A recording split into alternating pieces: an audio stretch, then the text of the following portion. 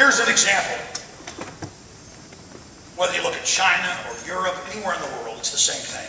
The more cunning, the more backstabbing, the more manipulative you are, the more duplicitous, your family accelerates into circles of greater and greater power. Until you have all these inbred psychopaths intermarrying together who don't just go along with killing their fellow humans and dumbing their fellow humans down, and who hate their fellow humans having an understanding of knowledge. I mean, I love people having knowledge. I love people taking their blinders off. I love people opening their minds to a larger and greater world. The globalists hate that. And that's a fundamental crime against creativity. And it's a fundamental crime not just against us, but themselves. But here's the message to the controllers. Do they think that once they're done, if they're successful, soft killing us, slowly exterminating us through wars and famine and genetic Armageddon, do they think that that psychopathic murdering instinct that they have is going to go away?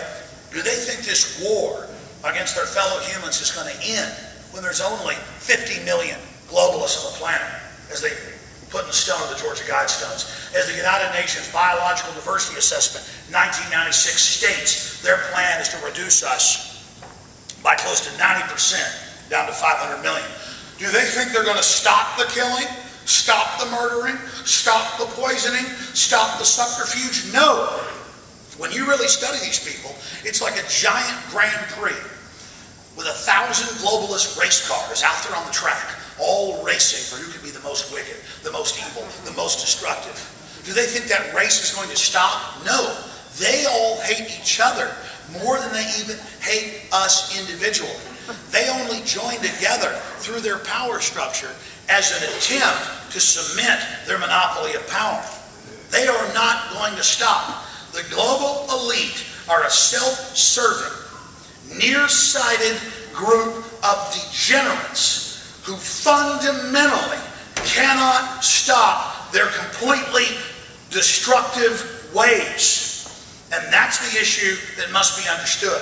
When you read the mainline, publicly available, declassified history that in the 1850s, Galton, along with Darwin, developed the plan of eugenics. When you read deeper and find out eugenics isn't just injecting Guatemalan children with syphilis to kill them deader than a hammer, or giving Nigerian children live polio, now declassified, just going on this year. Oh no, it doesn't just stop with that. It continues on and on and on.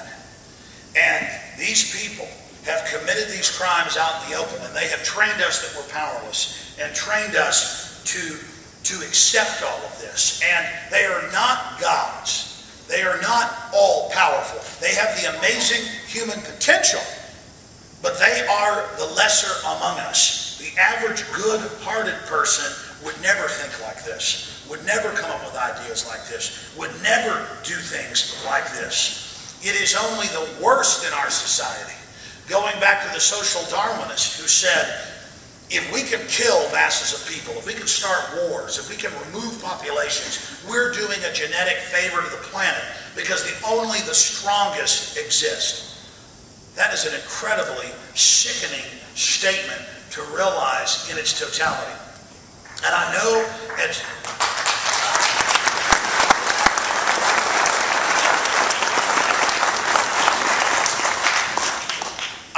at a certain level, it is, again, scary. But as Patrick Henry said, I would know the whole of the truth and make preparation for it.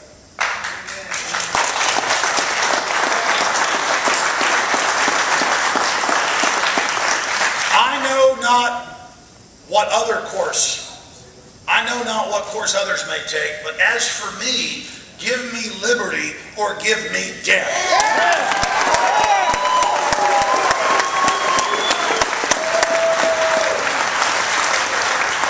And when you make the fundamental decision to face the facts and realize just how high the costs are, you understand what he was talking about. It is a spiritual death. It is a physical death.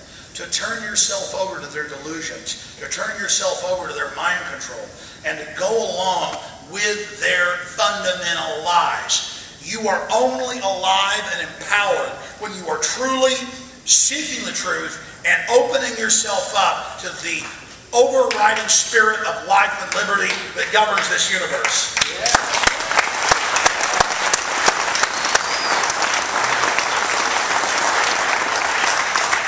So, as dire our straits are, remember what Martin Luther King said. The universe bends towards justice.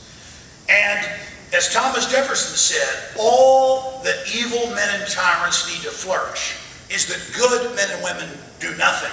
Remember, the globalists know how much power you have individually. They know what you can do. They know what your ancestors went through, how they struggled for us to have anything today. They understand how strong our species is, and they are scared of you. So from the time you're born, they teach you that you're bad. They teach you that you're pathetic. They teach you that you don't have any power. Because in truth, you have unlimited power when you take action for humanity and do the right thing and have the will and the confidence to face the facts. Yeah. Woo!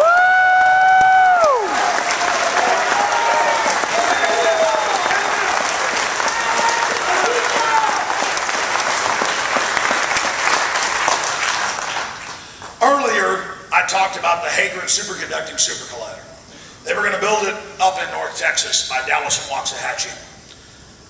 Over a 1,000-mile concentric ring where they were going to accelerate particles. And in their own words, they said they're looking for the God particle. They're looking for a way to open a dimensional gate. This is not my words. This is Reuters and Associated Press. And now they've built it in CERN on the Swiss-French border. And they're not just slamming uranium, plutonium, particles into blocks of lead, speeding them up to the speed of light or close. They are now running uranium and plutonium and uranium and uranium and plutonium into each other at light speed. And I read their quotes on their own website. I watch their tours, and they say, yes, there's a statistical chance we're going to create a black hole that will destroy the Earth in seconds. There's a statistical chance we're going to make a strangelet that destroys the planet. There's a statistical chance that we're going to create a fission fusion reaction that damages the planet or even destroys it. But we're going to do it in the search for information, in the search for immortality, in the search for the secrets of the universe. And then they tell us that the danger is carbon dioxide. Hey, I'll make a deal with them. We'll put a tax on carbon dioxide as soon as they stop all the genetic engineering and all the colliding and uranium.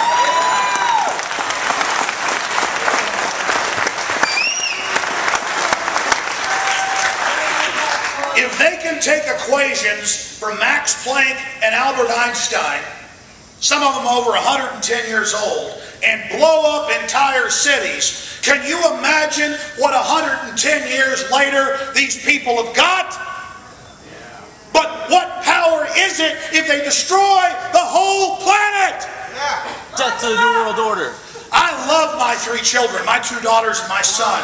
I love them 1,000 times more than myself. I'd give my life up instantly for them, not thinking 1 second.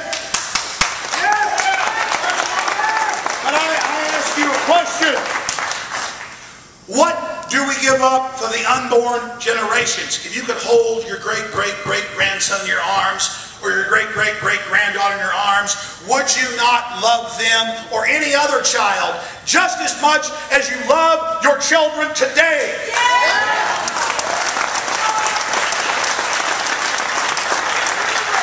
I say to the globalist, just like a diver down 400 feet,